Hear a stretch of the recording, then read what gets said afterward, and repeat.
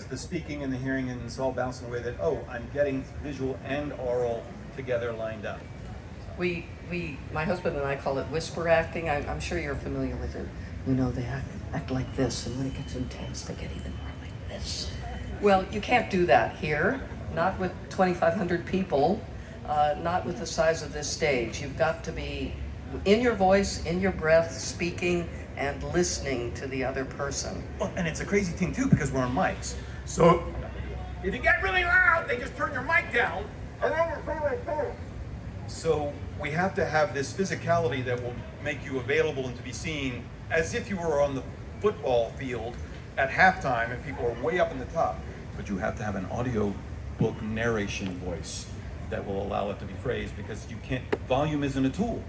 Phrasing is tempo, rhythm, pitch. Each of those things can be, and you can't pause because they think your mic went out. So you have to keep it going continuously, which was pretty much the conditions of the globe. If you stop, the play stopped. The play is a shark.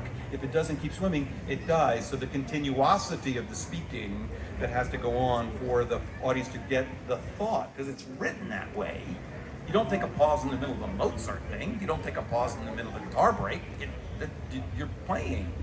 So to get our folks up to that kind of speaking is a lot of what we do in rehearsal. And I will say one of the best compliments I think we ever get is, what translation did you use? That wasn't a translation. No, I understood it. You must not have been doing Shakespeare. That couldn't be Shakespeare. I would, if it was something, if I understood it, it couldn't be Shakespeare. No, sorry. It's really that we train to speak it so you can hear it. I will confess that most of the time when I watch most soccer, I don't get it. I haven't watched it enough. I watch World Cup, I get it. Because I'm seeing people who at that level can play World Cup soccer at a place that even a knucklehead like me can track what the game is doing. But when I'm watching a group of sixth graders kick each other in the shins, I just don't get it. I don't get it. So we're actually playing at a level that you can get it, is our hope. By the way, yay USA women's football team. Yes. Yeah. The other thing I think before we let you go that we want to just share with you is not only how much work these actors do as they rehearse these plays and as they learn the skill to actually act these plays, but every night, just like, I've been hooked. I'm a bit of an athlete myself. I've been hooked on the Olympics.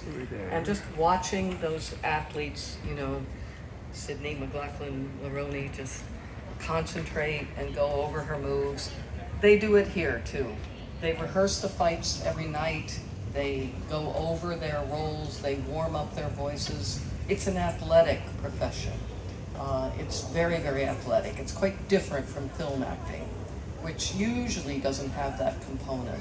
Stage acting, particularly stage acting in this kind of venue with these kind of epic plays, requires an athleticism, both vocally and physically, that doesn't come easily, needs the same kind of practice and training that professional athletes need, and needs the same kind of care and attention to the body, to the breath, to the voice, to the physical body that athletes do. So I'm sure you're going to love the production tonight with these actor-athletes and our closing night of the Houston Shakespeare Festival. So enjoy the performance, everybody. Thanks for and coming have out. a great time, and thanks for coming out.